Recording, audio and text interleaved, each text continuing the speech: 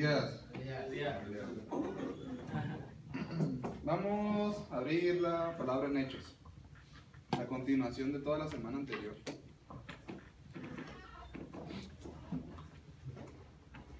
Hechos 2.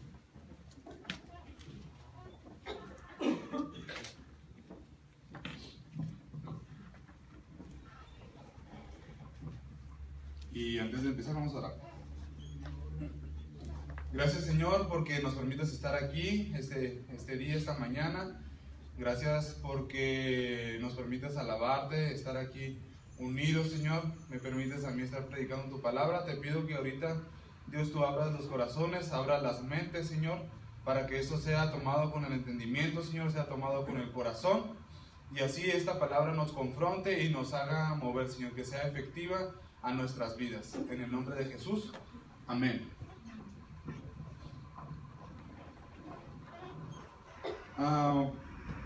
Vamos a leer primeramente el pasaje. El pasaje es, o la predicación se llama "Sed salvos de esta perversa generación", pero vamos a leer desde el versículo 22 del capítulo 22, del capítulo 2, versículo 22. Yo lo leo, ustedes me siguen. Dice: varones israelitas, oíd estas palabras. Jesús Nazareno, varón aprobado por Dios entre vosotros, con las maravillas, prodigios y señales que Dios hizo entre vosotros por medio de él, como vosotros mismos sabéis, a este, entregado por el determinado consejo y anticipado conocimiento de Dios, prendisteis y matasteis por manos de inicuos, crucificándole, al cual Dios levantó, sueltos los dolores de la muerte, por cuanto era imposible que fuese retenido por ella. Porque David dice de él: veía al Señor siempre delante de mí, porque está a mi diestra, no seré conmovido. Por lo cual mi corazón se alegró y se gozó mi lengua, y aún mi carne descansará en esperanza. Porque no dejarás mi alma en el Hades, ni permitirás que tu santo vea corrupción. Me hiciste conocer los caminos de la vida, me llenarás de gozo con tu presencia. Varones hermanos, se os puede decir libremente del patriarca David, que murió y fue sepultado, y su sepulcro está con nosotros hasta el día de hoy. Pero siendo profeta, y sabiendo que con juramento Dios le había jurado que de su descendencia, en cuanto a la carne, levantaría al Cristo para que se sentase en su trono, viéndolo antes, habló de la resurrección de Cristo, que su alma no fue dejada en el Hades, ni su carne vio corrupción. A este Jesús resucitó Dios, de lo cual todos nosotros somos testigos. Así que, exaltado por la diestra de Dios y habiendo recibido del Padre la promesa del Espíritu Santo, ha derramado esto que vosotros veis y oís. Porque David no subió a los cielos, pero él mismo dice: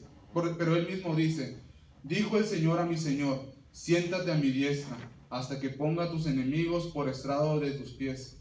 Sepa pues certísimamente toda la casa de Israel, que a este Jesús, a quien vosotros crucificasteis, Dios le ha hecho Señor y Cristo. Al oír esto, se compungieron de corazón y dijeron a Pedro y a los otros apóstoles: varones hermanos, ¿qué haremos? Pedro les dijo: arrepentíos y bautícese cada uno de vosotros en el nombre de Jesucristo para perdón de los pecados, y recibiréis el don del Espíritu Santo. Porque para vosotros es la promesa, y para vuestros hijos, y para todos los que están lejos, para cuantos el Señor nuestro Dios llamare. Y con otras muchas palabras testificaba y les exhortaba, diciendo: sed salvos de esta perversa generación. Así que los que recibieron su palabra fueron bautizados, y se añadieron aquel día como 3,000 personas, y perseveraban en la doctrina de los apóstoles, en la comunión unos con otros, en el partimiento del pan y las oraciones.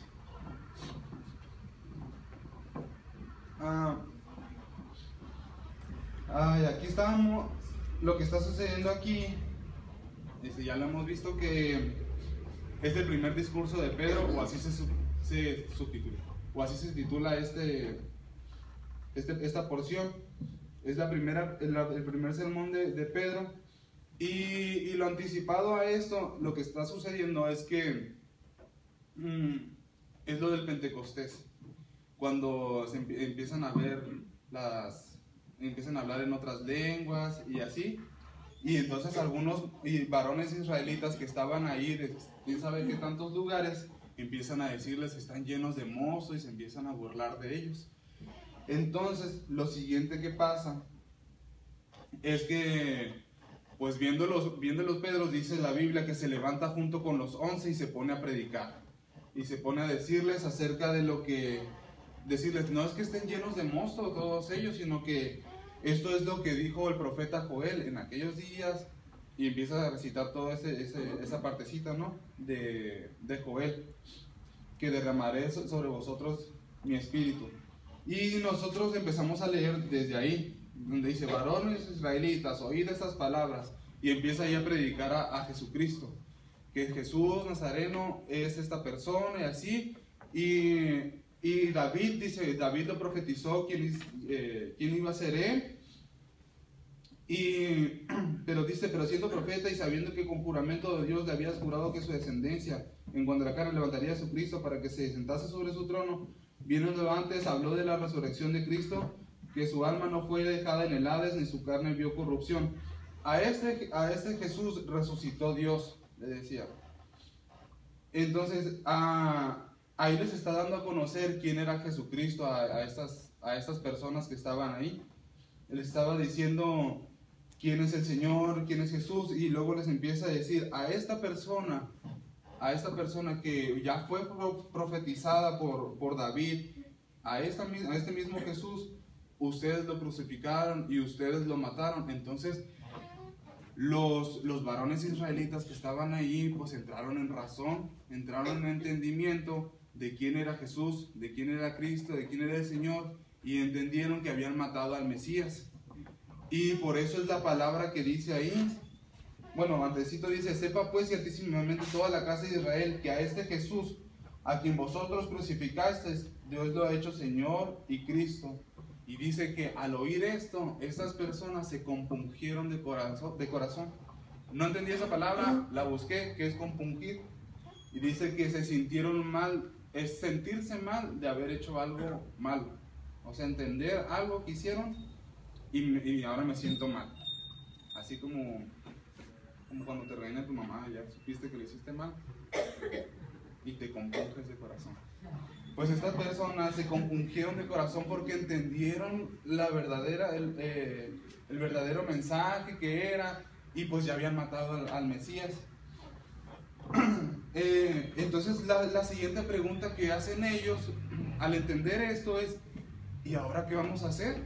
Le preguntaron a ellos, y pues ya se pusieron de pechito y les dijo Pedro, arrepiéntanse, le dijo, arrepentíos y bautícese cada uno de vosotros en el nombre de Jesucristo para perdón de los pecados, y recibiréis el don del Espíritu Santo, porque para vosotros, les dijo, para todos ustedes es esta promesa. O sea, no solamente para nosotros los que estamos aquí, sino para todos ustedes y para todo aquel y para cuantos el Señor nuestro Dios llamare.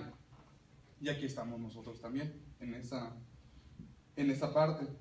Y dice que con otras muchas palabras testificaba y les exhortaba diciendo, sed salvos de esta perversa generación. Ellos estaban en un lugar sin Cristo, sin entendimiento de quién era Dios. Y lo siguiente que les dice, arrepiéntanse, bautícese cada uno en el nombre, y ahora sí, sean salvos de esa perversa generación, o sea, donde están ustedes, ahí, del mundo. Ok, eso fue explicar un poquito el contexto. Y escribí un poquito, que decía, quizá yo no tenga los números correctos ni la estadística, pero la mayoría de la gente no hemos llegado a entender quién es Dios. No hablo de decir que entendamos a Dios, sino saber verdaderamente quién es Dios. En el texto vemos cómo los varones israelitas no habían entendido quién era Jesús. No podían decir esa declaración de Pedro que decía, tú eres el Cristo. Estaban perdidos, sin conocimiento, y de esta manera seguían esperando a lo mejor al Mesías. O por esta razón también podían decir muy fácilmente a los hermanos, están llenos de mosto, porque no entendían. Y estaban sin ser salvos de este mundo o de esta generación. Ahorita voy a citar un libro, ¿no?, que lo he visto en sus bibliotecas, que se llama Crazy Love. de Francis Chan, creo que se llama. Y lo primero que cita ese libro es el awe factor, dice, o el factor de asombro.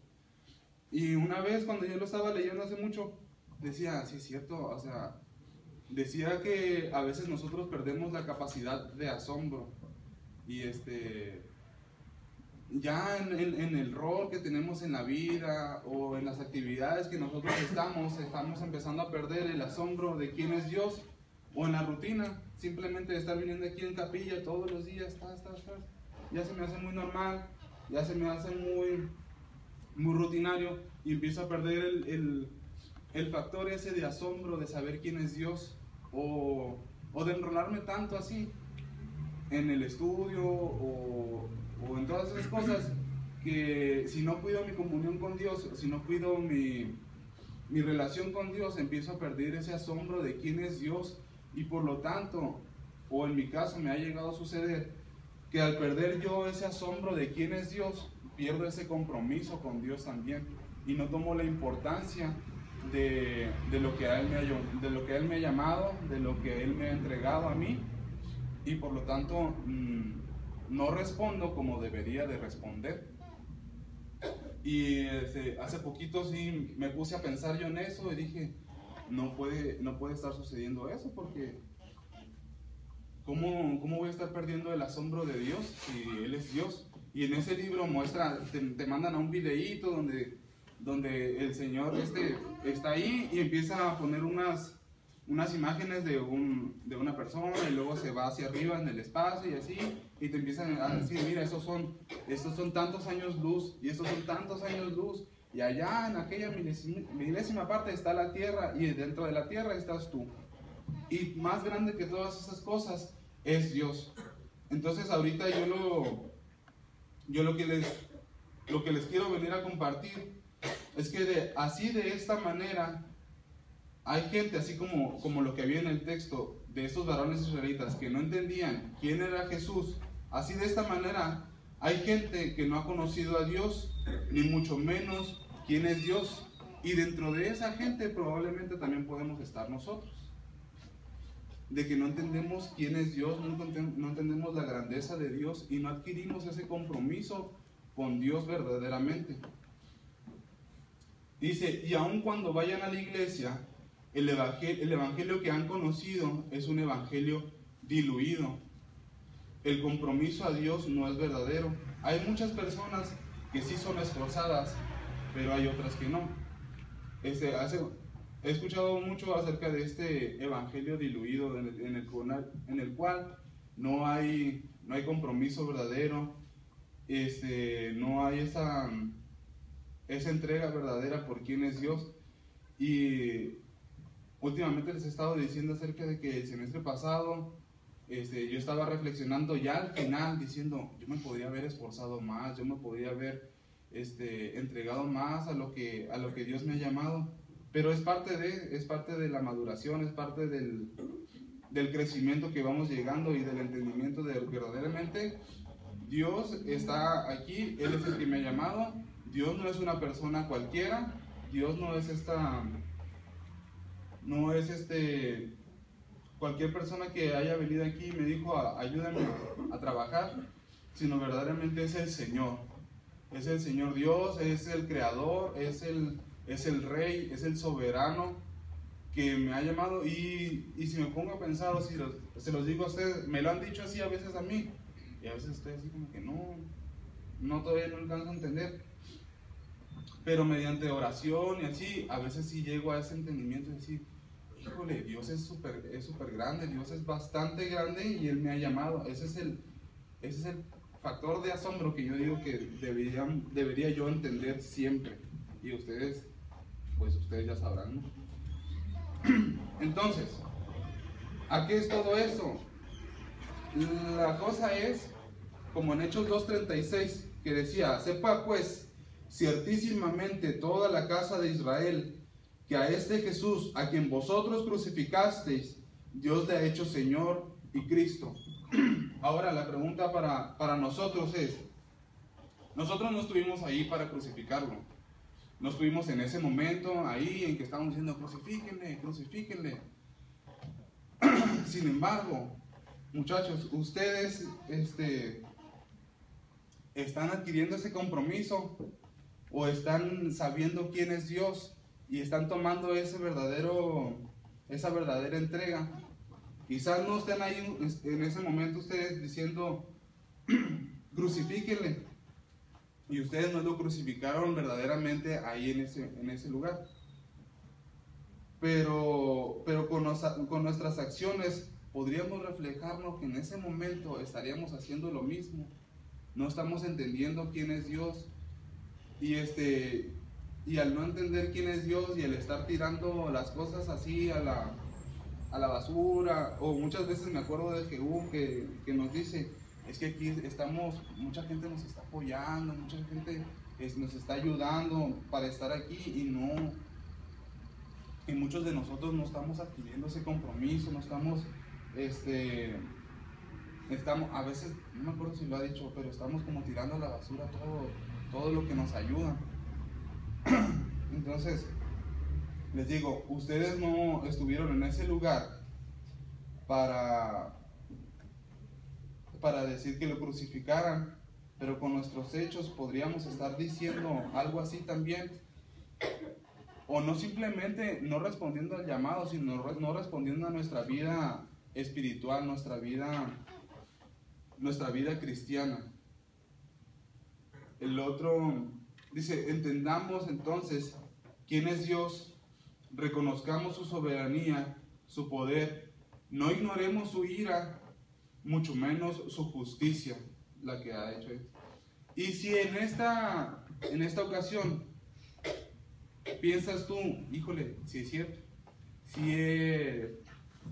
si no he respondido bien, no he hecho bien mi labor, no me he relacionado bien con Dios, dejemos un poquito acerca el llamado y el que están en este lugar, sino más bien su vida espiritual o su comunión con Dios, su relación con Dios. Ustedes si consideran, híjole, sabes que yo no he estado respondiendo bien al Señor, me he hecho loco, no he estado bien con el Señor, nunca es tarde para arrepentirse. No les digo que lo estén haciendo, digo, si acaso ustedes lo están pensando. Entonces, como en Hechos 2:38 que dice, si ustedes dicen esto y se hacen la pregunta de que, ¿y ahora qué haremos? Me preguntarían, ¿no? Entonces, como Pedro les dijo, arrepiéntanse y bautícense cada uno de vosotros en el nombre de Jesucristo para perdón de los pecados, y recibiréis el don del Espíritu Santo. Arrepiéntanse. Si es que hay corrupción en sus corazones, arrepiéntanse. No nos estemos esperando también al día de la comunión, ¿no? Que nos dicen, vengan y pónganse a cuentas con Dios, o estar postergando ese arrepentimiento o estar bien con Dios, sino verdaderamente vamos a arrepentirnos, reconociendo su reinado sobre nosotros.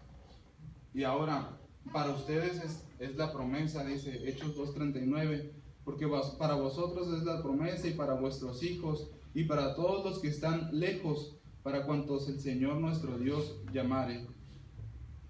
¿Ustedes consideran que Dios los ha llamado? Aquí están ustedes ya, pues para ustedes es la promesa. Entonces, esas tres cosas se los pongo a ustedes: reconozcamos su reinado sobre nosotros, entendamos quién es Dios, veamos así como ellos no conocían, pero cuando entendieron se compungieron de corazón. La siguiente, arrepintámonos, y la otra es una promesa por ustedes, que para ustedes es la promesa. Nosotros estamos en este mundo, dice, pero no somos de este mundo. Arrepintámonos, sean salvos de esta generación, de esta perversa generación, dice la palabra. Y así mismo, como Pablo también, como Pedro decía, y con otras muchas palabras testificaba y les exhortaba. No solamente la palabra es a nosotros a atender eso, de que nos arrepintamos y todo eso, sino también en el texto nosotros podemos ver que nosotros tenemos que ir también, testificar y exhortar a otras personas diciendo sean salvos de esta perversa generación. Ese regalo que Dios les ha dado a ustedes del conocer a Dios, de saber quién es Dios y entender que hay que arrepentirse, del conocerlo y entender que para ustedes es la promesa. Eso también ustedes vayan y prediquen. No nos quedemos a nosotros en este lugar y ayudemos a entender a otras personas que sean salvas de esta perversa generación, de este mundo sin conocimiento de Dios. Amén. Y ese fue el mensaje. Fue bien cortito, ¿verdad? Pero espero haya sido muy claro.